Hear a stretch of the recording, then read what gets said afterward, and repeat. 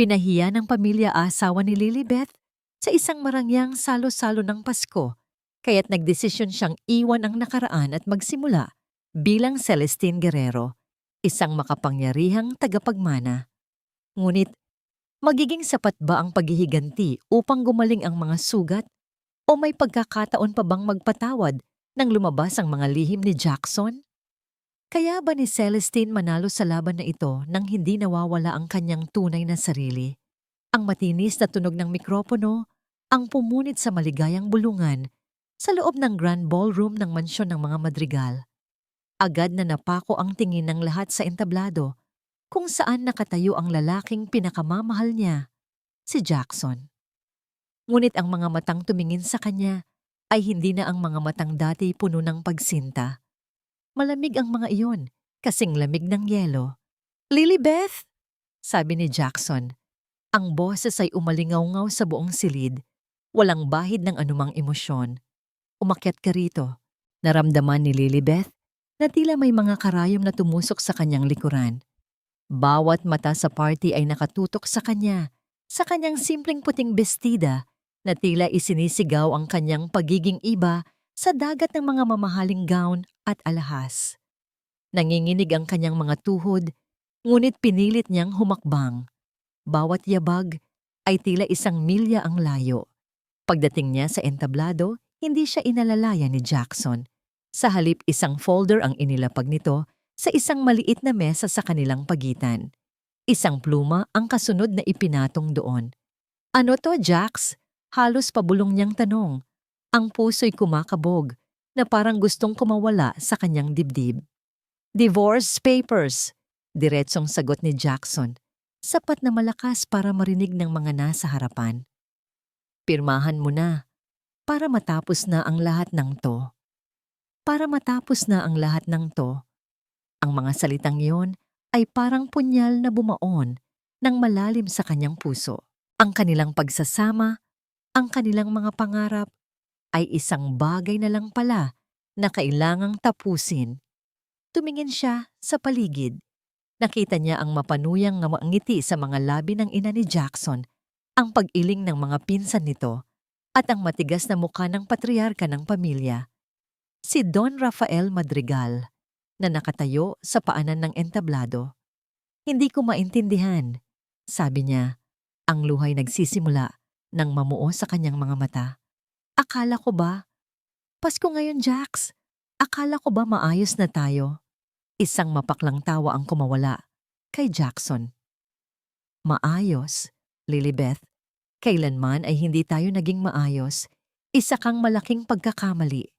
Sa puntong iyon, lumapit si Don Rafael. Inagaw nito ang mikropono mula kay Jackson. Ang kanyang boses ay mas matigas, mas nakakainsulto. "Narinig ninyo ang aking anak," anunsyo ni Don Rafael sa mga bisita. "Ang kasal na ito ay isang pagkakamali na kailangan ng itama. Ang pamilya Madrigal ay hindi maaring madungisan ng isang babaeng walang pinanggalingan, isang ampon na walang kwenta." Ampong walang kwenta. Iyon na. Ang mga salitang palihim na ibinabato sa kanya sa loob ng 2 taon nilang pagsasama, ngayon ay isinisigaw na sa harap ng buong alta sosyedad. Gumuho ang mundo ni Lilibeth. Ang mga ilaw ng Pasko ay tila nagdilim, at ang mga awitin ay napalitan ng ugong sa kanyang mga tainga. Sa kanyang pagkabigla at panginginig, napaatras siya. Hindi niya napansin ang isang waiter na may dalang tray ng red wine. Natabig niya ito. Ang mamahaling alak ay bumuhos sa kanyang puting bestida, nag-iiwan ng malaking mantsa na parang dugo. Isang malakas na tawanan ang umalingaw-ngaw sa buong ballroom. Ang kahihiyan ay parang isang kumunoy na humihila sa kanya pababa. Ang sakit, ang pait, ang galit, lahat ay naghalo-halo. Wala na siyang ibang nagawa, kundi ang tumakbo. Tumakbo siya palayo sa entablado, palayo sa mga mapanghusgang mata, palayo kay Jackson. Tumakbo siya palabas ng mansyon, hindi alintana ang biglang pagbuhos ng malakas na ulan. Bumuhos ang langit, tila nakikidalamhati sa kanya. Ang malamig na ulan ay humahalo sa kanyang maiinit na luha. Patuloy lang siya sa paglakad. Walang patutunguhan, basang-basa, dinudurog ng sakit. Ang dating pangarap na Pasko ay naging isang bangungot na abo. Habang naglalakad siya sa madilim at basang kalsada, bigla siyang nasilaw sa ilaw ng isang sasakyan. Isang mamahaling itim na kotse ang huminto sa kanyang harapan. Bumukas ang pinto sa likuran at isang matandang lalaki na nakasuot ng formal na damit, may bitbit na payong, ang mabilis na lumapit sa kanya. Ipinayong nito sa kanya. Tumingala si Lilibeth. Ang mukha'y puno ng pagtataka at pagod. "Sino ka?" tanong niya. Ang boses ay paos. Ngumiti ng magalang ang lalaki. Ang mga salitang lumabas sa bibig nito ang tuluyang magpapabago sa takbo ng kanyang buhay. "Miss Wellington," sabi ng matanda sa magalang ngunit matatag na boses. "Kanina pa po namin kayo hinahanap." Ang pangalang Wellington ay umalingaw-ngaw sa isipan ni Lilibeth, isang salitang banyaga at walang kahulugan sa kanya.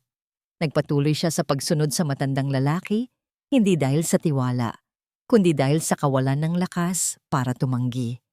Pagod na ang kanyang katawan at kaluluwa. Ano pa ba ang posibleng mawala sa kanya? Sumakay sila sa marangyang sasakyan. Ang loob nito ay amoy katad at mamahaling pabango, isang malaking pagkakaiba sa amoy ng ulan at putik na dala niya. Walang nagsalita sa buong biyahe.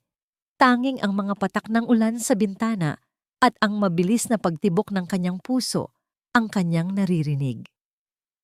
Huminto sila sa harap ng isang nagtataasang gusali, isang 5-star hotel. Inalalayan siya ng lalaki papasok sa lobby kung saan lahat ng staff ay yumuyukod sa kanila. Dumiretso sila sa isang private elevator na nagdala sa kanila sa pinakatuktok na palapag, ang penthouse suite. Pagbukas ng pinto, isang bagong mundo ang bumungad kay Lilibeth. Ang lawak ng silid, ang mga eleganteng kasangkapan, ang naglalakihang bintana na tanaw ang buong syudad na naliligo sa mga ilaw matapos ang ulan. Lahat ay tila isang panaginip. "Maupo po kayo, Miss Wellington," sabi ng lalaki. Sa gitna ng sala ay may isa pang lalaki, mas bata, nakasuot ng barong at salamin. Tumayo ito at magalang na inilahad ang kamay. "Magandang gabi. Ako po si Attorney De Castro. Matagal na po naming hinihintay ang pagkakataong ito." Umupo si Lilibeth sa malambot na sofa. Ramdam ang panlalamig dahil sa kanyang basang damit. Nag-aalangan siyang tumingin sa abogado. "Hindi ko po maintindihan. Nagkakamali po yata kayo ng tao. Ang pangalan ko po ay Lilibeth Magpantay." Isang malungkot na ngiti ang gumuhit sa labi ni Attorney De Castro. "Yun po ang pangalang ibinigay sa inyo para sa inyong proteksyon. Pero ang tunay ninyong pangalan ay nasa dokumentong ito." Maingat niyang inilapag sa mesang salamin ang isang folder. Binuksan niya ito. Ang unang papel ay isang birth certificate.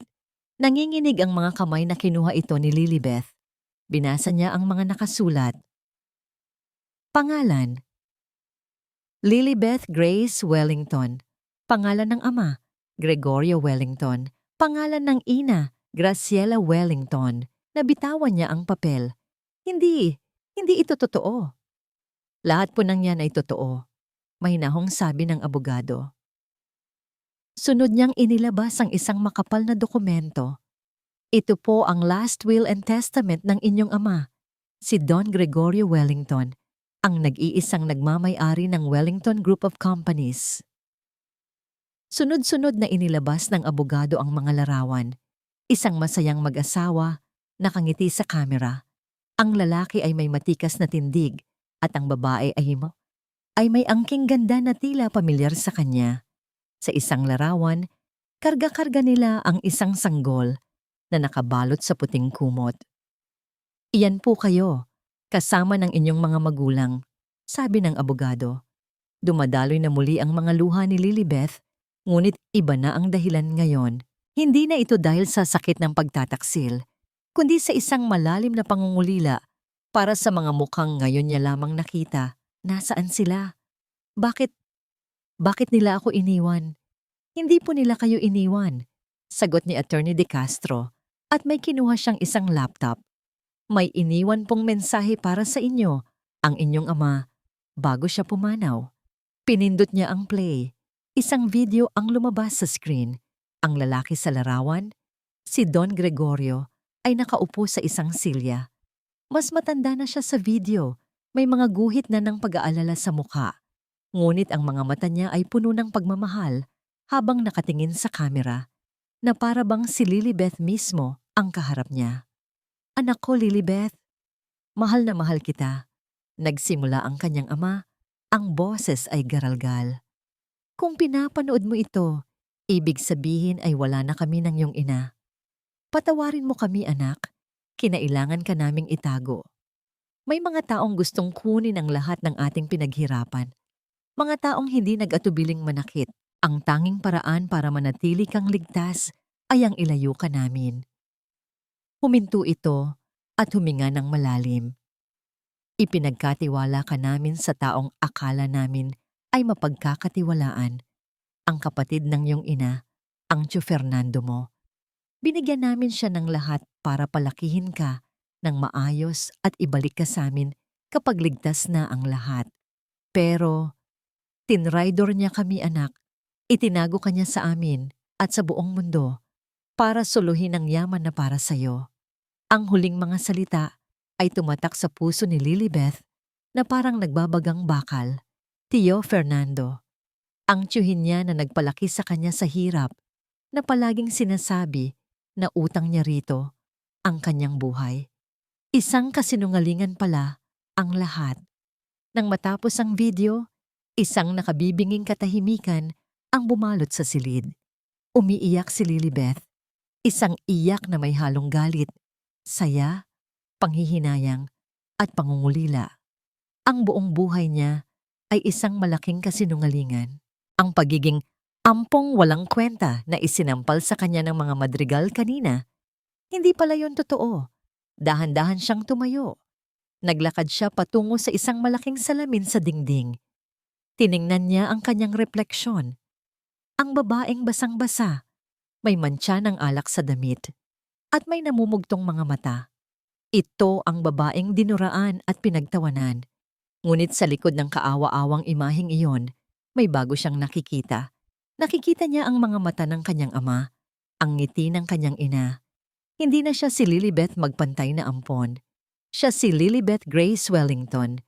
Isang apoy ang unti-unting nagliyab sa kanyang dibdib. Tinutupok ang lahat ng sakit at pinalitan ito ng isang matinding determinasyon. Humarap siya sa abogado.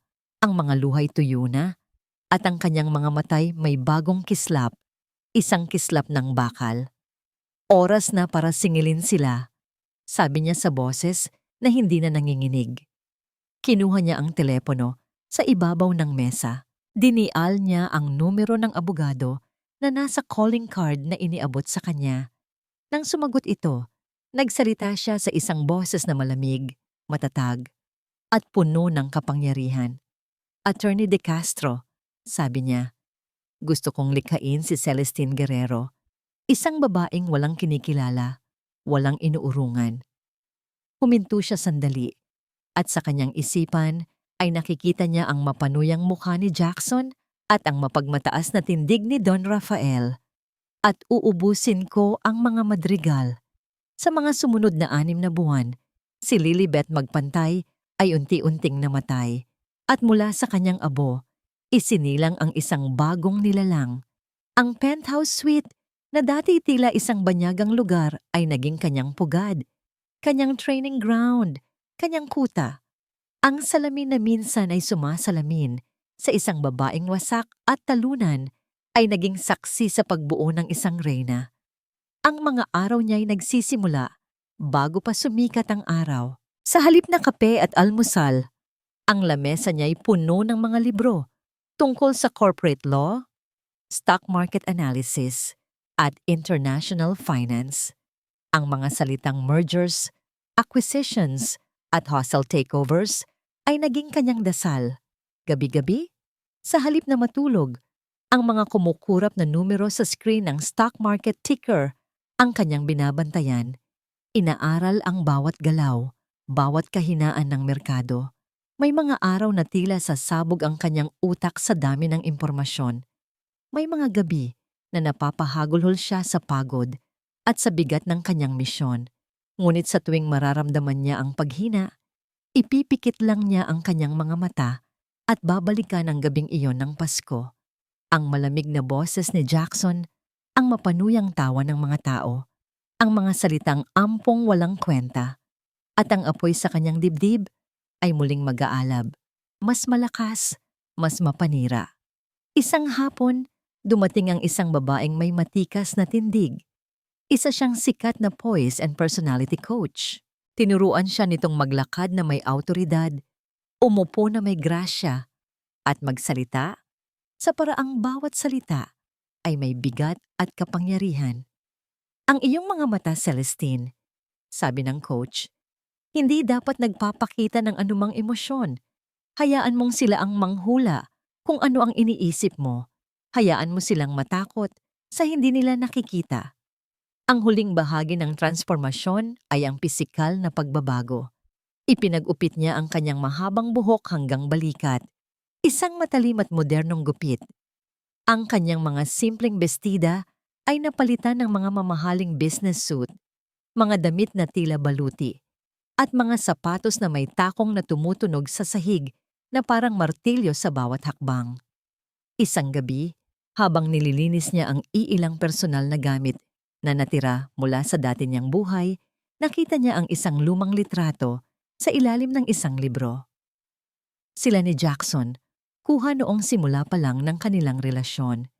Nakangiti sila pareho, masaya, walang kamalay-malay sa hinaharap. Tinitigan niya ito ng matagal. Ang lalaking minahal niya ng buong puso ay bahagi na lang ng isang bangungot. Walang luha, walang emosyon. Kinuha niya ang litrato, pinunit sa gitna, at itinapon sa basurahan. Tapos na ang lahat sa inyo, bulong niya sa hangin. Isang araw, ipinatawag niya ang kanyang private investigator. Isang lalaking may matalas na mata at bihirang magsalita. Ano na ang balita sa Madrigal Consolidated Group? Tanong ni Celestine. Ang boses ay malamig at direkta. Lubog sa utang ang isa sa mga shipping lines na hawak nila.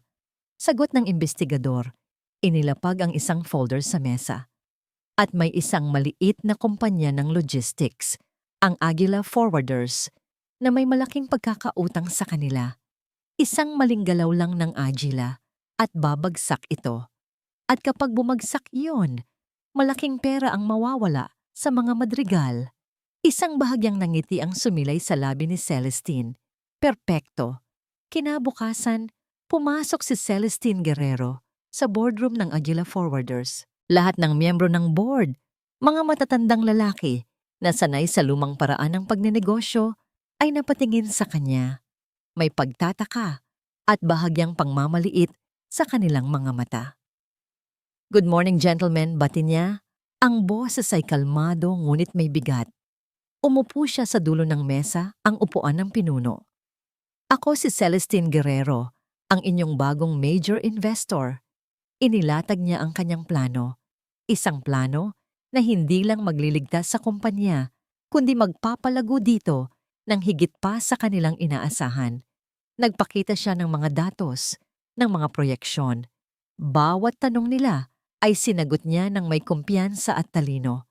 Sa loob ng isang oras, ang pagdududa sa kanilang mga mukha ay napalitan ng paghanga at respeto. Pagkatapos ng pulong, isang kontrata ang inilatag sa kanyang harapan. Ang kontrata na maglilipat sa pagmamay-ari ng Agila Forwarders sa kanya. Kinuha niya ang mamahaling pluma. Habang itinatapat niya ito sa papel, saglit siyang napapikit. Ito na ang simula, ang unang hakbang sa kanyang paghihiganti. Walang pag-aalinlangan, buong diin niyang isinulat ang pangalang Celestine Guerrero. Sa kabilang bahagi ng syudad, sa tuktok ng Madrigal Tower, nag-uusap sa telepono si Don Rafael Madrigal. Ikinagagalit niya ang pagbaba ng kanilang stocks. Gawan ninyo ng paraan yan. Hindi ako nagbabayad sa inyo para matulog lang. Sigaw niya sa kausap. Pagkababa niya ng telepono, pumasok ang kanyang sekretarya, may dalang takot sa mukha. Sir, tumawag po ang legal department ng Aguila Forwarders. Ano ang kailangan ng mga pulubing yon? Sisingilin na natin sila. Asik ni Don Rafael. Hindi po, sir. Nanginginig na sabi ng sekretarya. Nagpadala po sila ng notice. Bayad na po ang lahat ng utang nila. Napakunot ang noo ni Don Rafael. Imposible. Saan sila kumuha ng ganong kalaking pera? Huminga ng malalim ang sekretarya bago sumagot. Sir, may bago na po silang may-ari. Isang misteryosong investor. Ang pangalan niya po ay Celestine Guerrero. Kung may isang bagay na kinasusuklaman ni Jackson Madrigal, ito ay ang mga charity ball. Isang malawak na dagat ng mga peking na ngiti, mga pilit na papuri, at mga bulungan sa likod ng mga pamaypay. Bawat isa ay may suot na maskara, nagpapaligsahan sa pagpapakita ng yaman at impluwensya.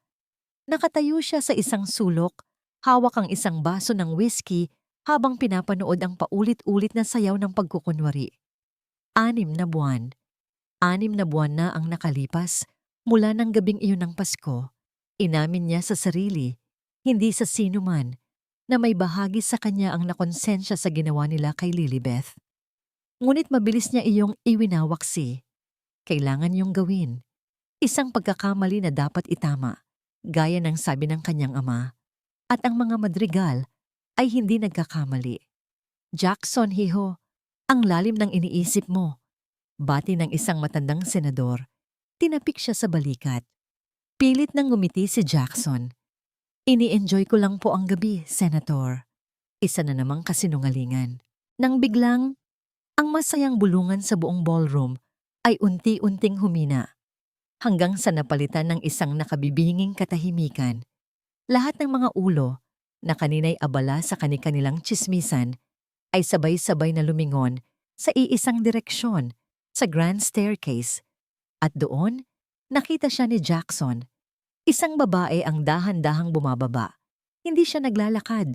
Tila siya lumulutang. Nakasuot ito ng isang simpleng itim na gown na hapit sa kanyang katawan. Ngunit ang dating nito ay higit pa sa lahat ng kumikinang na alahas sa silid.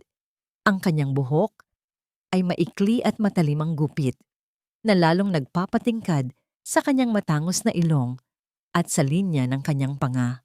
Hindi siya nakangiti. Ang kanyang mukha ay isang perpektong maskara ng lamig at kapangyarihan. Sino yan? Narinig ni Jackson na bulong ng isang ginang sa kanyang tabi. Grabe ang dating. Parang Reyna.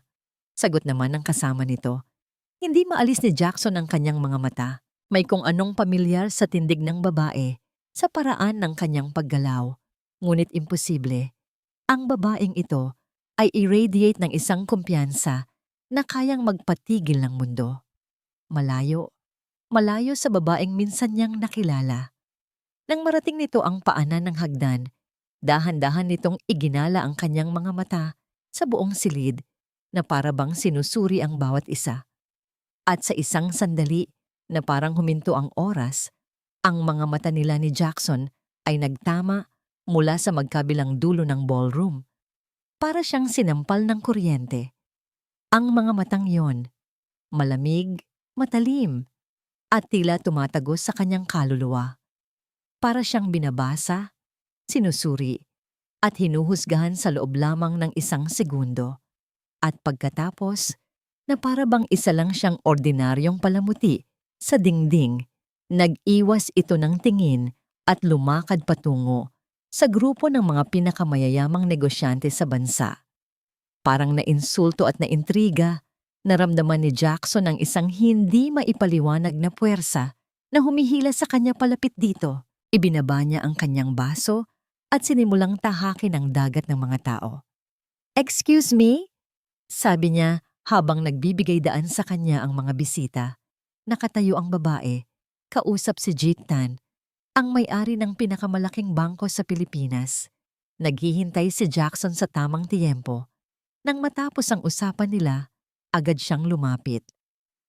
"Magandang gabi," sabi ni Jackson sa kanyang pinaka-charming na boses. "Jackson Madrigal." Lumingon ito sa kanya. Mas nakakabighani pala ito sa malapitan. Ngunit ang mga mata nito ay nanatiling walang emosyon. "Celestine Guerrero," sagot nito. Ang boses ay kalmado at bahagyang malalim. Inilahad nito ang kamay, isang mabilis at formal na pakikipagkamay. Malamig ang kanyang balat. "Isang karangalan na makilala ka, Miss Guerrero," sabi ni Jackson, pinanatili ang kanyang nangiti. "Ipagpaumanhin mo ang aking pagiging direkta, ngunit maaari ba kitang maisayaw?" Inalok niya ang kanyang kamay. Tiningnan ni Celestine ang inilahad niyang kamay. Pagkatapos ay muling tumingin sa kanyang mga mata. Isang halos hindi mahahalata, ngunit matalas na kislap ang dumaan doon. "Salamat sa alok, Mr. Madrigal," sagot nito. Ang bawat salita ay may diin. "Ngunit hindi ako naparito para sumayaw. Nandito ako para sa negosyo." Isang tahimik na sampal. Sa buong buhay ni Jackson, ngayon lang siya tinanggihan ng ganun kadirekta. Imbes na mapahiya, lalo lang siyang naintriga. "Kung gayon, negosyo ang pag-usapan natin." Mabilis niyang sagot. "Narinig ko ang ginawa mo sa Aguila Forwarders. Isang napakatalinong galaw." Tumaas ang isang kilay ni Celestine. "Talaga? Ang pagliligtas sa isang kumpanyang malapit ng malugi dahil sa kapabayaan ng pinagkakautangan nito. Matalino pala ang tawag doon." Ang mga salita nito ay tila simpleng obserbasyon, ngunit ramdam ni Jackson ang patama. Ang Madrigal Group ang pinagkakautangan ng Agila. May mga pagkakataong hindi maiiwasan ang mga financial challenges, Miss Guerrero. Sigurado akong alam mo yan. "Ang alam ko, Mr. Madrigal," sabi ni Celestine. Humakbang ito nang bahagya palapit sa kanya na nagpanginig sa kalooban ni Jackson. Ay ang kahinaan ay hindi dahilan. Isa itong oportunidad. At ako, mahilig akong kumuha ng mga oportunidad. Ang paraan ng pagkakasabi nito, ang intensidad sa kanyang mga mata, ay nagpadala ng kakaibang kilabot kay Jackson. Hindi ito takot. Ito ay isang uri ng paghanga na may kasamang panganib. Para siyang nakikipag-usap sa isang magandang ahas. Nakakabighani. Ngunit alam mong may kamandag. Sa loob ng ilang segundo, nagtitigan lang sila. Pinipilit basahin ni Jackson ang nasa isip nito. Ngunit ang kanyang muka ay parang isang pader na hindi kayang pasukin. Sino ba talaga ang babaeng ito? Saan siya nanggaling? At bakit sa tuwing tinititigan niya ang mga mata nito, may anino ng isang pamilyar na sakit siyang nakikita? Isang aninong matagal na niyang pilit kinakalimutan. "Kung ipagpapaumanhin mo ako," sabi ni Celestine, binabali ang kanilang titigan. "Mayroon pa akong ibang kailangang kausapin." Tumalikod na ito para umalis. Ngunit sa huling sandali, bago ito tuluyang humakbang palayo, lumingon itong muli sa kanya. Isang napakaliit, halos hindi makita, ngunit puno ng kahulugang ngawang ngiti ang sumilay sa kanyang mga labi. Hindi ito isang nanangiti ng saya. Ito ay isang ngiti ng tagumpay. Isang ngiti na tila nagsasabing, simula pa lang ito. At pagkatapos ay naglakad na ito palayo. Iniwan si Jackson na nakatayo roon. Gulong-gulo ang isipan. Hindi niya maalis sa kanyang ulo ang misteryosong babae at ang mapang-asar nitong ngamong ngiti. Ang nangiting iyon ay tila isang pangako at isang babala. At sa unang pagkakataon, sa loob ng mahabang panahon, naramdaman ni Jackson Madrigal na nakahanap siya ng katapat. Ang pagtatapos ng charity ball ay hindi hudyat ng pahinga. Para kay Celestine, ito ang tunog ng panimulang baril. Ang pakikipagtagpo niya kay Jackson ay hindi aksidente. Ito ay isang kalkuladong pagsubok sa tubig. At ngayon, alam na niya. Ang anino ni Lilibeth ay sapat ng nabura para hindi siya makilala. Ngunit ang sugat na iniwan nito ay sariwa pa para maging epektibong sandata. Ang target, ang Subic Gateway Port Expansion Project. Ito ang proyektong isasalba sana sa Madrigal Consolidated Group mula sa kanilang mga problemang pinansyal. Isang multibilyong pisong deal na ilang buwan nilang pinaghirapan. Makalipas ang isang linggo, nakaupo si Celestine Guerrero sa loob mismo ng pugad ng mga kalaban, ang naglalakihang boardroom ng Madrigal Tower. Sa kabisera ng mesa, nakaupo si Don Rafael, ang hari sa kanyang palasyo. Sa kanan nito ay si Jason na hindi maialis ang mga matang mapanuri sa kanya. Nagagalak kami sa iyong interes sa proyektong ito, Miss Guerrero. Simula ni Don Rafael, ang boses ay puno ng kumpiyansang dulot ng kapangyarihan. Ito ang magiging pinakamalaking proyekto sa bansa sa susunod na dekada. Kalmadong ngumiti si Celestine. Kaya nga po narito ako, Don Rafael. My firm is always interested in legacy projects, ngunit mas interesado kami sa katatagan, stability. Itinuon niya ang kanyang malamig na mga mata kay Jackson. Mr. Madrigal, base sa inyong mga financial projections, malaki ang nakasalalay na kapital dito mula sa inyong kumpanya. Paano ninyo masisiguro ang inyong mga investors laban sa anumang di inaasahang pagkalugi? Ang simpleng tanong ay parang isang direktang sampal. Alam ng lahat sa silid ang kanilang mga kasalukuyang problema. Sumagot si Jackson, pilit na pinapanatili ang kanyang profesionalismo. Mayroon kaming matibay na risk management plan, Miss Guerrero. Every contingency has been accounted for. I see, sabi ni Celestine, dahan-dahang tumanguna para bang pinag-iisipan ang kanyang mga salita. Sapagkat sa mundo ng negosyo, minsan ang pinakamalaking risk ay hindi ang merkado, kundi ang mga taong nasa likod nito. Isang katahimikan ang bumalot sa silid. Ang mga salita ni Celestine ay may dalang bigat at pahiwatig na hindi matatakasan ni na Don Rafael at Jackson. Pagkatapos ng 2 oras na pulong, tumayo si Celestine. Pag-aaralan ng aking team ang lahat ng ito. I expect to give you our final decision by the end of the week. Gentlemen, sa araw ng Biyernes, ang araw ng pirmahan ng kontrata, tumunog ang personal na telepono ni Jackson. Si Celestine Guerrero ang nasa kabilang linya. Miss Guerrero, we were expecting you, sabi ni Jackson. May halong kaba at pag-asa. My apologies for the delay, Mr. Madrigal, sabi ni Celestine sa kabilang linya. Ang boses ay walang kabuhay-buhay. I'm calling to inform you that we will be respectfully withdrawing our offer to invest. Ano? Anong ibig mong sabihin? Halos pasigaw na tanong ni Jackson. Maayos ang lahat. Pumayag ka na. Nagbago ang isip ko. Simpleng sagot ni Celestine. Nakakita ako ng mas magandang oportunidad. Isang kumpanyang mas may integridad at mas matatag ang pundasyon. I believe they're called Oceanic Transports, your biggest competitor. Good luck with your project, Mr. Madrigal. At ibinaba na nito ang telepono. Celestine! Celestine! Sigaw ni Jackson sa patay na linya. Sa sobrang galit, ibinato niya ang telepono sa dingding. Pumasok si Don Rafael sa kanyang opisina. Anong nangyayari dito? Si Guerrero, umurong siya, sabi ni Jackson, hindi makapaniwala. At ibinigay niya ang pondo sa Oceanic Transports. Isang malutong na mura ang kumawala sa bibig ni Don Rafael. Kinuha nito ang isang babasaging palamuti sa mesa at ibinato sa sahig. Walang hiya. Pinaglaruan niya tayo. Sinadya niya to. Jackson, kasalanan mo to. Hinayaan mong lokohin tayo ng babaeng yon.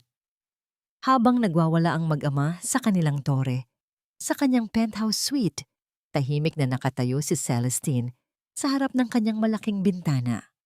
Hawak niya ang isang kopita ng mamahaling red wine. Sa isang malaking flat-screen TV na nakasabit sa dingding, breaking news ang lumabas. Madrigal Group stocks bumagsak kasunod ng pag-atras ng malaking European investor sa Subic project. Pinanood niya ang pagbagsak ng mga numero. Ang bawat pulang araw na pababa ay musika sa kanyang pandinig. Itinaas niya ang kanyang kopita na para bang may ka-toast. Para sa'yo ito, Lilibeth, bulong niya sa sarili. Ito ang unang hirit.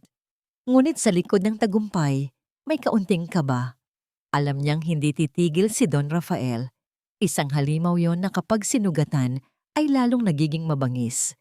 Kinagabihan, sa madilim na opisina ni Don Rafael, ipinatawag niya ang kanyang pinagkakatiwalaang security head. Gusto kong alamin ang lahat tungkol sa babaeng yan. Utos ni Don Rafael. Ang boses ay puno ng pagbabanta. Bawat butas sa buhay niya, bawat sikreto, kahit ang pinakamaliit na dumi, halongkatin ninyo. Gusto kong malaman kung sino si Celestine Guerrero.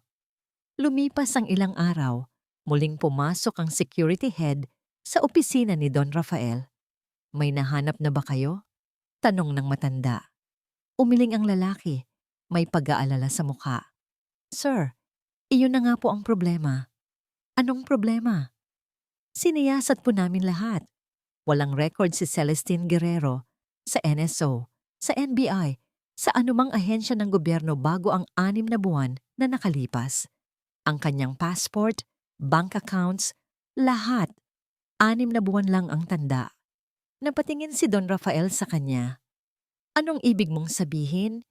Huminga ng malalim ang security head bago sumagot. Sir, para siyang isang multo. Isang multo. Ang mga salitang yon mula sa kanilang security head ay paulit-ulit na umalingaw-ngaw sa isipan ni Jackson. Lalo lang siyang napuno ng galit at pagdududa.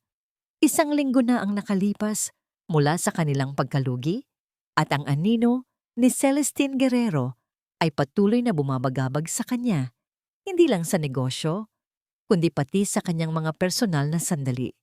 Hindi na niya matiis. Kailangan niya ng mga sagot. Kailangan niyang harapin ang babaeng ito. Hindi siya nagpa-appointment. Hindi siya nag-abiso. Dire-diretso niyang minaneho ang kanyang sasakyan patungo sa skyscraper kung saan matatagpuan ang opisina ni Celestine, ang punong tanggapan ng Wellington Group. Isang pangalang dati. Wala lang sa kanya.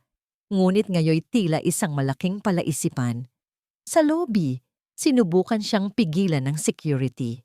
Sir, wala po kayong appointment kay Miss Guerrero. I am Jackson Madrigal, mariin niyang sabi, gamit ang pangalang sanay na magbukas ng lahat ng pinto. At may appointment man o wala, kakausapin ko siya. Dahil sa kanyang autoridad, nag-atubili ang mga guwardiya. Nilagpasan niya sila at sumakay sa private elevator. Bawat palapag na kanyang inaakyat ay lalong nagpapainit sa kanyang dugo. Nang bumukas ang pinto ng elevator sa penthouse floor, isang malawak at minimalist na opisina ang bumungad sa kanya. Sa dulo, sa likod ng isang malaking mesa na gawa sa salamin at bakal, nakaupo si Celestine Guerrero. Nakataas ang kanyang mga paa sa mesa, nagbabasa ng isang business journal na para bang wala siyang anumang pakialam sa mundo. Hindi man lang ito nag-angat ng tingin. Hindi ka ba tinuruan ng iyong sekretarya na kumatok muna, Mr. Madrigal? Sabi nito, habang nililipat ang pahina ng kanyang binabasa. At hindi ka ba tinuruan na huwag paglaruan ang mga bagay na hindi mo kayang panindigan? Ganti ni Jackson, ang boses ay nanggigigil. Sa wakas, dahan-dahan nitong ibinaba ang journal. Ang kanyang mga mata ay walang mababakas na pagkagulat. Sa halip, tila inaasahan na niya ang kanyang pagdating. Anong ginagawa mo rito, Jackson? Marahas niyang tanong habang naglalakad palapit sa mesa nito.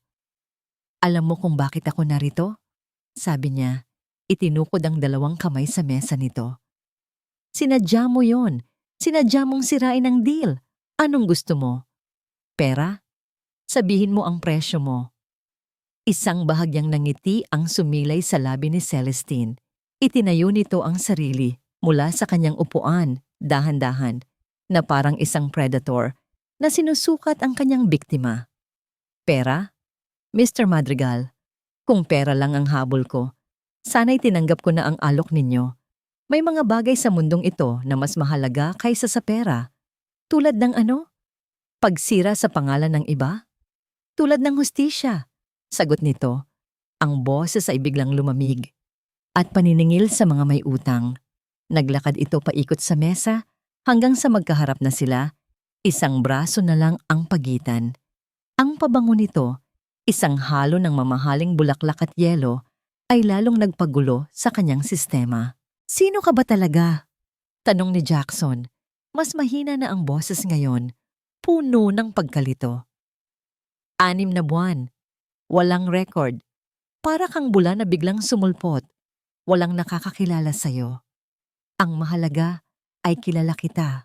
Sagot ni Celestine, ang mga matay nakatitig ng diretso sa kanya. Kilala ko ang pamilya mo. Alam ko ang mga sikreto ninyo. Alam ko kung paano kayo nagpapatakbo ng negosyo. Kung paano kayo naninira ng buhay para lang sa kapangyarihan. Habang nagsasalita ito, sa gitna ng kanyang galit, sa gitna ng kanyang pagkaakit, may isang bagay sa kanyang mga mata na biglang kumislap. Isang emosyon na pilit niyang tinatago. Nang banggitin ni Jackson ang salitang pamilya, sa isang iglap, nakita niya ito. Isang kislap ng malalim na sakit. Ang kislap na yon, pamilyar. Ito ang kislap na nakita niya sa mga mata ni Lilibeth noong gabing yon ng Pasko, bago ito tumakbo papalabas sa ulan. Parang binuhusan ng malamig na tubig si Jackson. Natulala siya. Ang lahat ng galit ay napalitan ng isang nakakabinging pagdududa. Imposible. Pero, sino ka ba talaga? Ulit niyang tanong. Ngunit ngayon, ang tanong ay may kasama ng takot at pagtataka. Lumapit pa siya. Sinusubukang hanapin ang kahit ni anong bakas ng nakaraan sa mukha nito. Biglang nagbago ang ekspresyon ni Celestine. Ang kislap ng sakit ay agad na nawala. Napalitan ng isang matigas na pader ng yelo. Nakita niyang bahagyang nanginig ang mga kamay nito sa gilid. Security! Malakas niyang sigaw. Tinutulak si Jackson palayo. Palabasin ang taong ito. 2 gwardiya ang mabilis na pumasok at hinawakan si Jackson sa magkabilang braso. Hindi siya pumalag. Habang hinihila siya palabas, hindi niya inalis ang kanyang mga mata kay Celestine.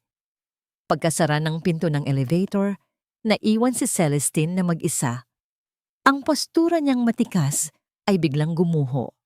Napahawak siya sa gilid ng kanyang mesa para suportahan ang sarili. Ang kanyang mga tuhod ay nanginginig. Huminga siya ng malalim, pilit na pinapakalma ang kumakabog niyang dibdib. Hindi. Bulong niya sa kawalan. Ang mga matay nakapikit. Hindi ako pwedeng bumigay. Hindi pa. Ang araw ng paghuhukom ay dumating sa anyo ng isang emergency shareholders meeting. Ang hangin sa loob ng boardroom ng Madrigal Group ay mabigat at halos hindi mahingahan kahit pamalakas ang air conditioning. Nakaupo si Celestine sa tapat mismo ni Don Rafael, isang reynang itim, sa gitna ng teritoryo ng mga lobo. Ito na ang sandali. Ang bunga ng 6 na buwang pagpaplano, pagtitiis, at paghahanda. Ramdam niya ang bawat pagtibok ng kanyang puso. Hindi dahil sa kaba, kundi sa nananabik na tagumpay. Salamat sa inyong pagdalo sa maikling abiso, simula ni Don Rafael, pilit na pinapakita ang kontrol na alam ni Celestine ay unti-unti nang nawawala. Ipinatawag ko ang pulong na ito dahil sa mga kumakalat na malisyosong tsismis laban sa ating kumpanya na malamang ay kagagawa ng ating mga kakompetensya. Isang matalim na tingin ang ipinukol nito kay Celestine. Hindi natinag si Celestine. Kalmado niyang inilapag ang isang manipis na itim na flash drive sa ibabaw ng makintab na mesa. Hindi ito tsismis, Don Rafael. Ito ay katotohanan. Isang assistant ang kumuha ng flash drive at isinaksak sa sistema ng projector. Sa isang iglap, ang malaking puting screen sa likod ni Don Rafael ay nagliwanag. Ang Laguna Industrial Complex, sabi ni Celestine, ang kanyang boses ay malinaw at matatag. Pumupuno sa bawat sulok ng silid. Isang proyektong ipinagmalaki ninyo bilang state of the art, ngunit sa katotohanan ay isang pugad ng pandaraya. Isa-isang lumabas sa screen ang mga dokumento. Mga pekeng invoice mula sa mga ghost supplier, mga payroll para sa mga empleyadong hindi naman umiiral, mga report mula sa engineer na nagpapatunay na substandard ang mga materyales na ginamit para makatipid. Ang huling ipinakita ay isang bank statement. Milyon-milyong piso ang inilipat mula sa pondo ng proyekto patungo sa isang pribadong offshore account na nakapangalan kay Don Rafael Madrigal. Isang malakas na bulungan ang pumuno sa silid. Ang mga mukha ng ibang miyembro ng board ay nagbago mula sa pag-aalinlangan tungo sa pagkagulat at galit. Kasinungalingan, sigaw ni Don Rafael. Tumayo ito at halos mabuwal sa galit. Peke ang lahat ng yan. Isa kang manloloko. Sino ka para sirain ang pangalan ko? Nakatayo lang si Celestine, pinapanood ang pagwawala ng matanda. Ito na ang gantimpala niya. Ang makitang gumuho ang aroganteng hari sa harap ng kanyang kaharian. Ang hustisya ay abot kamay na niya. Ngunit bago pa niya malasap ng lubusan ng kanyang tagumpay, isang boses ang pumutol sa lahat ng ingay. May katotohanan ang sinasabi ni Miss Guerrero. Lahat ay napalingon. Ang nagsalita ay si Jackson. Nakatayo ito, hindi sa tabi ng kanyang ama, kundi sa kabilang panig ng silid. Ang kanyang mukha ay seryoso. Ang kanyang mga mata ay nakatutok hindi sa ama, kundi kay Celestine. Natigilan si Celestine. Ang puso niya ay biglang kumabog ng mas mabilis, ngunit ngayon ay dahil sa pagkalito. Anong ginagawa niya? Ito ay wala sa plano. Ang inaasahan niya ay kasinungalingan, pagtatanggol, pagsunod sa dikta ng pamilya. Jackson, anong pinagsasabi mo? Sigaw ni Don Rafael, hindi makapaniwala. Hindi pinansin ni Jackson ang ama. Naglakad siya patungo sa mesa at ikinonekta ang sarili niyang laptop sa projector. May katotohanan ang mga ebidensya niya, ulit ni Jackson. Pero hindi iyon ang buong kwento. Ang mga dokumento ni Celestine ay nawala sa screen. Ang ipinalit ni Jackson ay isang serye ng mga email na ipinadala niya mismo sa kanyang ama. Dad, I reviewed the budget for the Laguna project. There are discrepancies. We need to investigate this. Nakapet sa 8 buwan na ang nakalipas. Sumunod ang isang internal memo. To the Finance Department, please halt all payments to these suppliers pending a full audit. The materials they delivered are not up to code. Nakapet sa 6 na buwan na ang nakalipas. At ang huli, isang formal na report na may kalakip na mga litrato ng mga substandard na bakal at semento. Isang proposal para itama ang lahat ng mali. Kahit pa mga hulugan ito ng malaking pagkalugi sa simula. Ang buong boardroom ay natahimik. Si Don Rafael ay napaupo, ang muka ay namumutla. Tila nakakita ng multo. Hindi niya inaasahan ang pagtataksil na ito mula sa sarili niyang anak. Ngunit ang pinakanagulantang sa lahat ay si Celestine. Ang kanyang perpektong plano, ang kanyang itim at puting mundo, kung saan ang lahat ng Madrigal ay masama, ay biglang nagkalamat. Ang lalaking tiningnan niya bilang isang duwag at malupit na kasabwat ay siya palang unang kumalaban sa sistema. Kahit sa paraang patago, ang galit na nag-aalab sa kanyang dibdib ay biglang napalitan ng isang nakalilitong pag-aalinlangan. Ang kanyang paghihiganti ay nakatutok sa isang halimaw. Ngunit paano kung ang isa sa mga target niya ay hindi pala isang halimaw? Nag-angat ng tingin si Jackson. Ang mga mata nila ni Celestine ay muling nagtagpo sa gitna ng katahimikan. Wala na ang lamig at pangaasar. Ang naroon ay isang tingin na puno ng bigat, pagsisisi at isang tanong na hindi masabi. Isang matandang board member ang unang nakabawi sa pagkagulat. Tumingin ito kay Jackson. Ang boses ay puno ng pagtataka. Mr. Madrigal, tanong nito. Kung matagal mo nang alam ang lahat ng ito, bakit hindi mo kaagad isiniwalat? Hindi inalis ni Jackson ang kanyang mga mata mula kay Celestine. Ang bawat salitang lumabas sa kanyang bibig ay tila para lang dito. Isang lihim na mensahe sa gitna ng kaguluhan. Dahil may mga bagay na kailangan mong protektahan, sagot niya, ang boses ay bahagyang nanginig, kahit na mali. Ang emergency meeting ay natapos sa isang malaking kaguluhan, ngunit hindi ito ang tagumpay na inaasahan ni Celestine. Ang pagtatapat ni Jackson ay parang isang malaking bato na inihagis sa kanyang perpektong plano, lumikha ng mga alon na hindi niya inaasahan. Sa loob ng Madrigal Tower, sa opisina kung saan minsan ay naghari si Don Rafael, ngayon ay nagwawala ito na parang isang sugatang hayop. Ang mga mamahaling palamuti ay isa-isang naging basag na piraso sa sahig. Ang mga painting ay pinunit. Ang kanyang mga sigaw ng galit at pagtataksil ay umalingaw-ngaw sa buong palapag. Taksil! Pare-pareho silang mga taksil! Sigaw niya sa kawalan. Ang mukha'y namumula sa galit. Para sa kanya, hindi na ito tungkol sa pera o sa kumpanya. Ito ay naging personal. Ang babaeng multo na si Celestine Guerrero at ang sarili niyang anak ay nagsanib puwersa para sirain siya. Ang kahihiyan ay isang lason na kumakalat sa kanyang mga ugat at isa lang ang gamot na alam niya, ang paghihiganti. Pumasok si Jackson sa opisina, ang mukhay pagod at puno ng bigat. Dad, tama na. Tapos na. Hinarap siya ni Don Rafael, ang mga matay nanlilisik. Tapos na. Ngayon pa lang ako magsisimula. Dumampot ito ng isang paperweight na bakal. Ikaw, dahil sa'yo to. Pinagtanggol mo ang babaeng yon. Pinili mo siya kaysa sa sarili mong ama. Pinili ko kung ano ang tama. Mahinahong sagot ni Jackson, hindi natitinag sa galit ng ama. Tama? Humalakhak ng mapakla si Don Rafael. Tingnan natin kung ano ang tama kapag nawala na sa iyo ang lahat.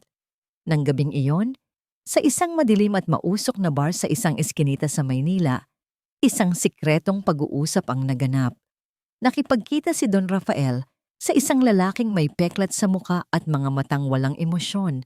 Isang bayaran na kilala sa paggawa ng mga maruruming trabaho. Hindi ko siya kailangang mamatay, sabi ni Don Rafael. Ang boses ay malamig at walang bahid ng konsensya. Kailangan ko lang siyang matakot. Kailangan niyang maramdaman na kahit gaano pa karami ang pera niya, kaya kong hawakan ang isang bagay na mas mahalaga sa kanya. At ano yon, boss? Tanong ng goon. Inilapag ni Don Rafael ang isang brown envelope sa mesa. Sa loob nito ay mga litrato. Hanapin ninyo ang ampunan kung saan lumaki ang dating asawa ng anak ko, si Lilibet Magpantay. Siguraduhin niyong may connection pa rin si Celestine Guerrero doon. At kapag nahanap ninyo, guluhin ninyo. Saktan ninyo ang lugar, hindi ang mga tao. Mag-iwan kayo ng mensahe. Isang mensahe na nagsasabing, kaya kong kunin ang lahat mula sa kanya. Kinabukasan, habang nasa kalagitnaan ng isang pulong si Celestine, biglang nagring ang kanyang personal na telepono. Isang numero na matagal nang hindi tumatawag. Si Sister Agnes, ang madring nagpalaki sa kanya sa ampunan. Hello, sister. Sagot niya. Biglang nakaramdam ng kaba. Ang narinig niya sa kabilang linya ay isang humihikbing boses. Hiya, Lilibeth, tulungan mo kami. Sister, anong nangyari?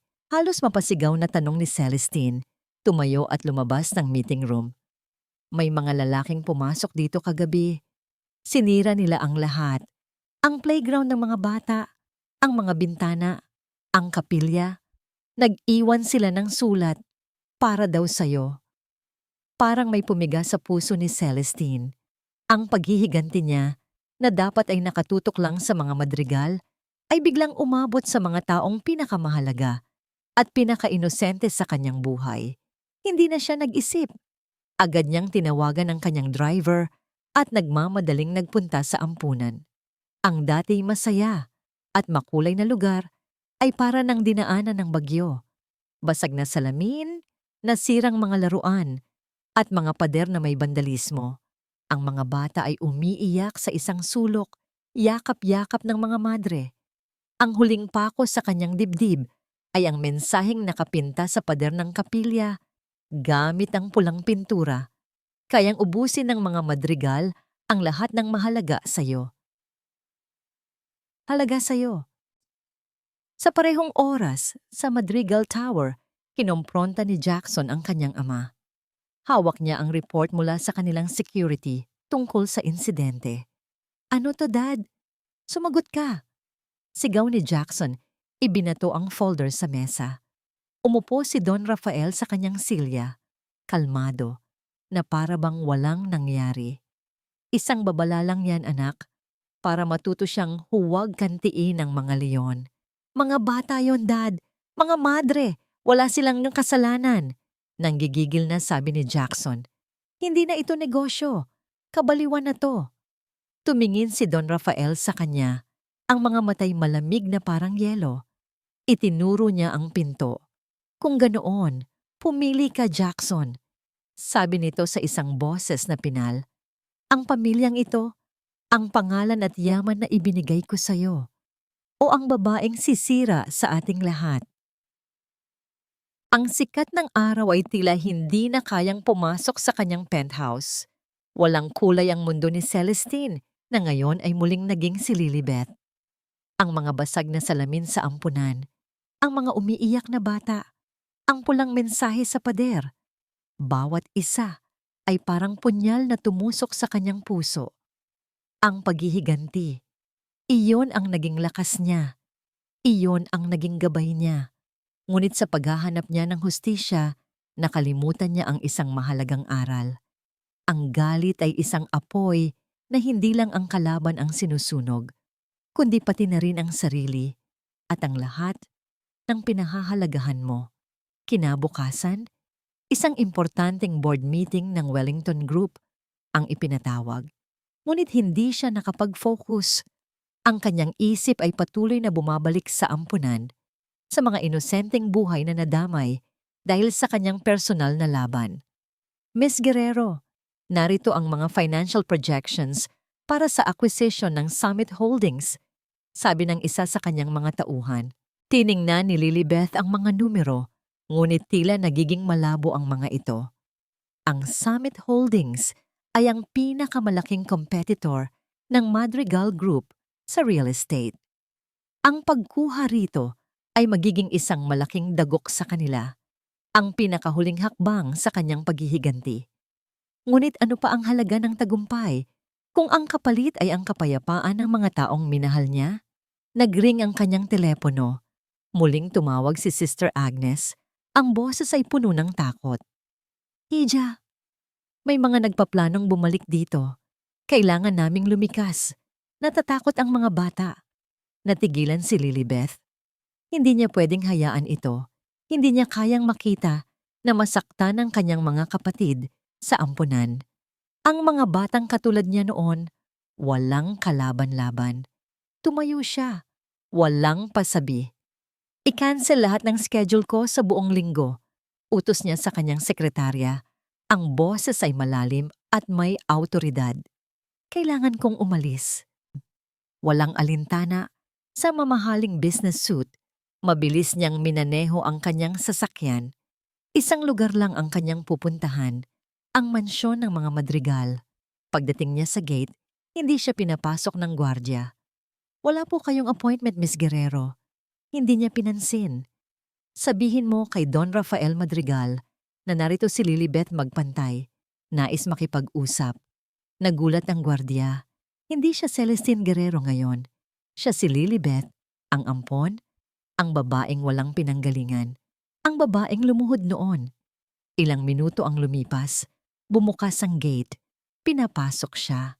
Naglakad siya sa loob ng engranding mansyon, ang dating lugar ng kanyang kahihiyan. Bawat hakbang ay parang isang paglalakbay pabalik sa bangungot. Sa sala, naghihintay si Don Rafael. Nakaupo sa isang silya na para bang isang hukom na naghihintay ng parusa. May nakabiting na ngiti sa kanyang labi. Look what the cat dragged in, sabi ni Don Rafael. May pagtawa sa boses. Ang multo ay nagpakita na rin. Hindi siya sumagot. Tumayo siya sa harap ng matanda. Diretso ang tingin. Naparito ako para makipag-areglo, sabi ni Lilibeth. Ang boses ay matatag kahit nanginginig ang kanyang kalooban. Areglo? Sa akin? Isang pulubi na kagaya mo? Muling humalakhak si Don Rafael. At anong iaalok mo? Ang iyong paghihiganti? Ititigil ko na ang lahat, sagot ni Lilibeth. Wala na akong gagawing hakbang laban sa inyo. Ibebenta ko ang shares ng Wellington Group na makakaapekto sa inyo. Hahayaan ko na kayo. Hahayaan ko nang bumalik sa dati ang lahat. Tumigil ang pagtawa ni Don Rafael. Tinitigan siya nito ng masinsinan. Sinusuri ang kanyang mga mata. At anong kapalit? Kailangan mong tigilan ang panggugulo sa ampunan, sabi ni Lilibeth, halos pabulong. Kailangan mong garantiyahan ang kaligtasan ng mga bata at mga madre. Huwag niyo na silang sasaktan. Ngumiti si Don Rafael. Isang ngiting punong-puno ng pagmamalaki at kasamaan. Kaya pala, ang mga kahinaan mo para sa kapayapaan ng mga alaga mo, handa kang isuko ang lahat ng pinaghirapan mo. Tumayo ito at dahan-dahang lumapit kay Lilibeth. Para maging kasing linaw ng kristal ang lahat, Lilibeth, sabi nito. Ang boses ay bumulong na parang demonyo. Para malaman mo kung sino ang tunay na may kapangyarihan. Sa pagitan natin, may isang kondisyon ako. Kinabahan si Lilibeth. Ano yon? Itinuro ni Don Rafael ang sahig sa harap niya. Lumuhod ka! Utos nito. Lumuhod ka sa aking harapan. Humingi ka ng tawad sa pagsubok na sirain ang pangalan ko. At mangako ka na kailanman ay hindi ka na muling magpapakita sa amin. Ngayon na. Parang may pumukpok sa ulo ni Lilibeth. Lumuhod. Humingi ng tawad sa taong nagwasak sa kanya at sa kanyang mga magulang. Ang pagpapakumbaba na ito ay mas masakit pa kaysa sa anumang physical pain. Ngunit ang mga mukha ng mga bata sa ampunan ang bumalik sa kanyang isipan. Dahan-dahan, bumaba ang kanyang mga tuhod. Nagsimula siyang lumuhod. Ang kanyang mga matay puno ng mga luhang pilit niyang pinipigilan. Ang bawat sentimetro ng pagbaba niya ay isang paalam sa kanyang dignidad, sa kanyang paghihiganti, sa kanyang pagkatao. Ito na ang pinakamababang punto. Ang kanyang buong plano ay gumuho. Wala na siyang pag-asa. Ngunit bago pa niya tuluyang maisara ang kanyang mga mata sa kahihiyan, isang boses ang umalingaw sa silid. Tama na pa. Tapos na ang lahat. Napaangat ng tingin si Lilibeth. Sa may pintuan nakatayo si Jackson. Ang kanyang mukha ay puno ng galit. Hindi sa kanya, kundi sa kanyang ama. Naglakad ito palapit. Mabilis. Buo ang loob. At sa isang iglap, pinigilan nito ang kanyang pagluhod. Ang mga kamay ni Jackson ay mahigpit na nakahawak sa braso ni Lilibeth. Pinipigilan siyang lumuhod na para bang ang pagluhod niya ay isang sugat na pareho nilang mararamdaman. Ang galit sa mukha ni Don Rafael ay napalitan ng pagkagulat. Jackson, anong ginagawa mo rito? Bitawan mo siya. Utos ng matanda. Hindi. Matigas na sagot ni Jackson, hindi inaalis ang tingin sa ama. Inalalayan niyang tumayo si Lilibeth. Sabi ko, tama na. Hindi mo na siya sasaktan. Hindi na kahit kailan. Tinataksil mo ako para sa babaeng yan? Hindi kita tinataksil, Dad. Tinatama ko lang ang mga mali mo, sabi ni Jackson. Pagkatapos ay hinila niya si Lilibeth, papalayo sa sala, papalabas ng mansyon, papalayo sa lason na bumabalot sa lugar na yon. Hindi pumalag si Lilibeth. Wala na siyang lakas. Hinayaan niya lang na hilahin siya ni Jackson. Ipinasok sa kotse nito at mabilis na pinaandar palayo. Walang nagsalita sa kanila. Ang tanging naririnig ay ang kanilang mga mabibigat na paghinga at ang ugong ng makina ng sasakyan. Dinala siya ni Jackson sa isang lugar na hindi niya alam. Isang tahimik na rest house sa Tagaytay, nakatago sa gitna ng mga puno ng pino, tanaw ang lawa ng Taal. Ang hangin ay malamig at malinis, isang malaking kaibahan sa bigat ng hangin na iniwan nila sa Maynila. Pagpasok nila sa loob, Agad siyang pinaupo ni Jackson sa sofa at kinuha ng isang baso ng tubig. Ang mga kilos nito ay maingat, puno ng pag-alala na hindi niya nakita rito sa loob ng napakatagal na panahon. "Salamat," pabulong niyang sabi. Naupo si Jackson sa tapat niya. May malaking espasyo sa kanilang pagitan. "Patawarin mo ko, Lily," sabi nito. Ang boses ay puno ng pagsisisi. "Patawarin mo ako sa lahat." Tumingin lang si Lilibeth sa labas ng bintana. Ang mga salitang patawad ay tila napakadaling sabihin, ngunit napakahirap damhin. "Alam ko, walang kapatawaran ang ginawa ko." Pagpapatuloy ni Jackson na para bang nababasa ang nasa isip niya. Noong gabing iyon, duwag ako. Sunod-sunuran ako kay Dad dahil akala ko yun ang tama. Akala ko, ang pagprotekta sa pangalan ng pamilya ang pinakamahalaga sa lahat. Pero mali ako. Habang pinoprotektahan ko ang pangalan natin, sinisira ko naman ang babaeng pinakamamahal ko. Sa pag-amin niyang iyon, napalingon si Lilibeth. Ang mga mata nito ay puno ng sakit at katapatan. "Matagal ko nang alam ang tungkol sa mga iligal na gawain ni Dad," umamin si Jackson. "Sinubukan ko siyang kausapin. Sinubukan kong itama, pero hindi siya nakinig. Kaya nagsimula akong mag-ipon ng ebidensya. Patago. Plano kong isuko ang lahat sa tamang panahon, kapag handa na akong talikuran ng lahat. Pero naunahan mo ko." Tumayo siya at may kinuha mula sa isang nakatagong safe sa ilalim ng sahig. Isang itim na kahon. Inilapag niya ito sa mesa sa kanilang pagitan at binuksan.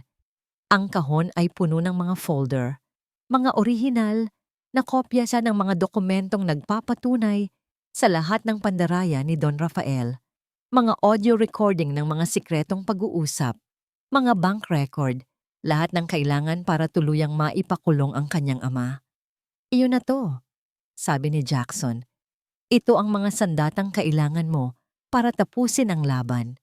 At kung kailangan mo ng testigo, handa akong tumestigo laban sa sarili kong ama." Natulala si Lilibeth. Ang lalaking minsan niyang kinamuhian ng buong puso ay siya ngayong nag-aalok ng tulong, ng pagtubos. Ang paghihiganti na dati simple at malinaw ay naging komplikado. "Bakit mo to ginagawa?" tanong niya. Ang boses ay nanginginig. Lumapit si Jackson. Dahan-dahan na parang nag-aalangan, hinawakan nito ang kanyang kamay. Ang init ng palad nito ay pamilyar, ngunit ang bigat ng sitwasyon ay bago. "Dahil kailangan kong itama ang lahat, Lily. Para sa'yo. Para sa atin," sabi nito. "At dahil hanggang ngayon, mahal pa rin kita." Habang pinoproseso ni Lilibeth ang lahat ng kanyang narinig at nakita, biglang nag-ring ang kanyang telepono. Isang hindi rehistradong numero. Nag-aalangan man ay sinagot niya ito. Ang boses sa kabilang linya ay garalgal, nanginginig, at puno ng takot. Ito ang boses ng kanyang Tio Fernando. "Lilibeth, apo, tulungan mo ako." Umiiyak na sabi nito.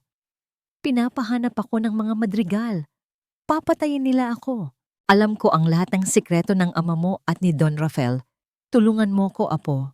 Ang taunang shareholders meeting ng Madrigal Consolidated Group ay idinaraos sa parehong Grand Ballroom kung saan halos 1 taon na ang nakalipas, dinurog ang pagkatao ni Lilibeth.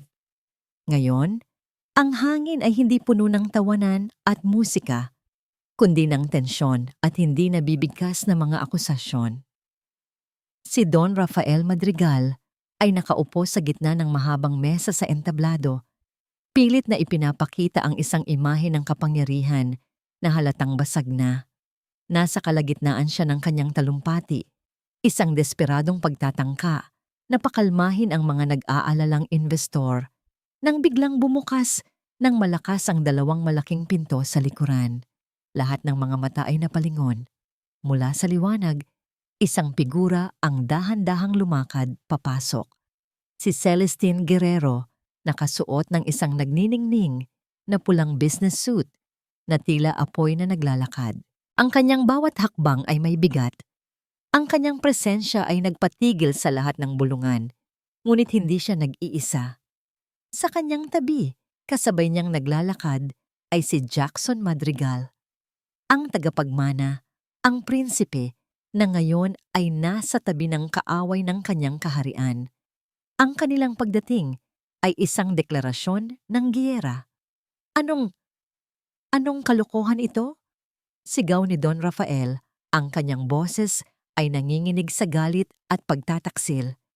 Security! Palabasin sila! Ngunit walang gumalaw. Lahat ay tila nabighani, naghihintay kung ano ang susunod na mangyayari. Nagpatuloy sa paglakad sina Lilibeth at Jackson, dire-diretso patungo sa entablado. Hindi sila gumamit ng hagdan. Sa halip, huminto sila sa harap mismo ng mesa, kapantay ng mga taong minsan ay tumingala sa kanila. Magandang umaga sa inyong lahat, bati ni Lilibeth.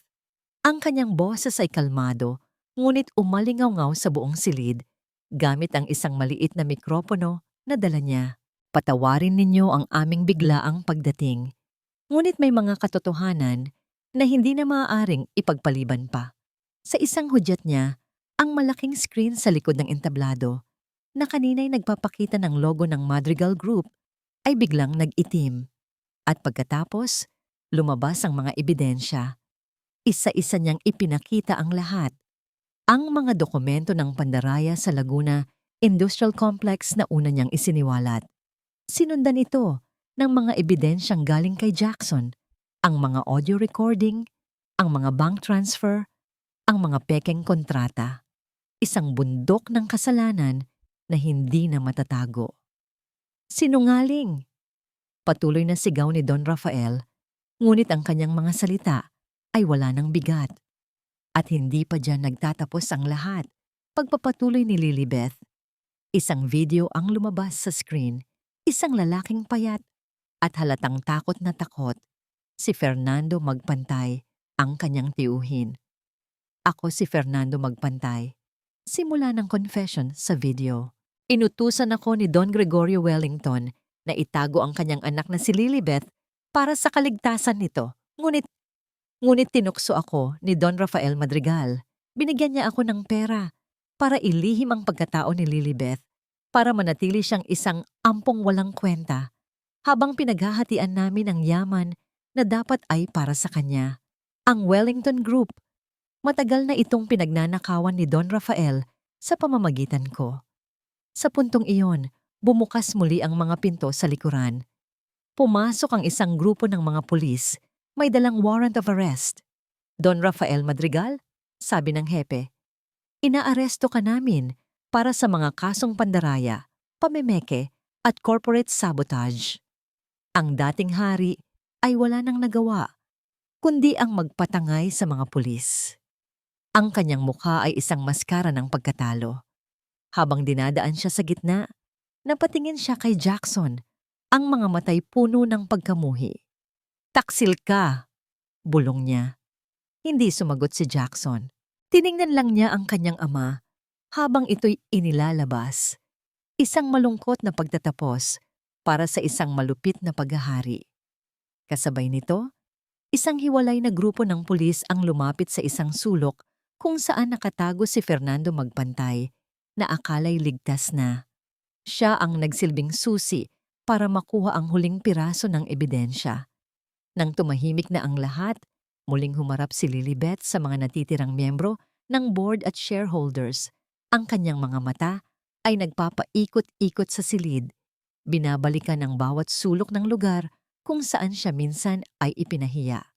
Dahan-dahan, inalis niya ang kanyang mamahaling hikaw. Hinubad niya ang kanyang eleganteng coat. Ang natira ay isang babaeng nakatayo, nang may dignidad, hindi dahil sa kanyang damit o yaman, kundi dahil sa katotohanang dala niya. Marahil ay nagtatanong kayo kung sino ako. Sabi niya, hindi ako si Celestine Guerrero. Iyon ay isang pangalang nilikha para mabuksan ang mga pinto na isinara para sa akin. Ang tunay kong pangalan. Huminga siya ng malalim. Ako si Lilibeth Grace Wellington. ang anak ni Don Gregorio Wellington, at bilang nag-iisang tagapagmana ng Wellington Group na sa pamamagitan ng mga sikretong investment ng aking ama ay ang may-ari na ngayon ng pinakamalaking porsyento ng shares ng kumpanyang ito. Tumingin siya sa bawat isa sa kanila. Ang kanyang boses ay matatag at pinal. Mula ngayon, ako na ang mamamahala. Pagkatapos ng lahat, sa gitna ng nagkakagulong mga tao at mga nagbubulungang mamamahayag na nakapasok na sa silid, dahan-dahang tumalikod si Lilibeth at naglakad palayo sa entablado. Ang kanyang misyon ay tapos na. Nakuha na niya ang hustisya. Ngunit sa kanyang pag-alis, naramdaman niyang may humabol sa kanya. Si Jackson. Lily, tawag nito, ang boses ay puno ng hindi katiyakan. Nahabol siya nito bago pa siya makalabas ng ballroom. Lily, paano na tayo? Lumipas ang 3 buwan. Ang pangalang Madrigal Consolidated Group ay unti-unting nabura sa mundo ng korporasyon at pinalitan ito ng isang bagong entidad, ang Wellington Madrigal Corporation, isang simbolo ng masalimuot na nakaraan at isang maingat na hinaharap. Si Lilibeth, gamit ang kanyang tunay na pangalan, ang tumayong bagong leader. Ngunit sa halip na maging isang reynang bakal, siya ay naging isang pinunong may puso, dahan-dahang itinatama ang mga maling sistema na iniwan ng mga nauna sa kanya. Isang maaliwalas na hapon, dinalaw ni Lilibeth ang ampunan. Hindi na ito ang lugar na winasak ng galit. Ang mga pader ay muli nang pininturahan ng masasayang kulay. Ang playground ay bago at puno ng tawanan ng mga bata. Naglaan siya ng malaking pondo, hindi bilang donasyon, kundi bilang pagbabalik ng utang na loob.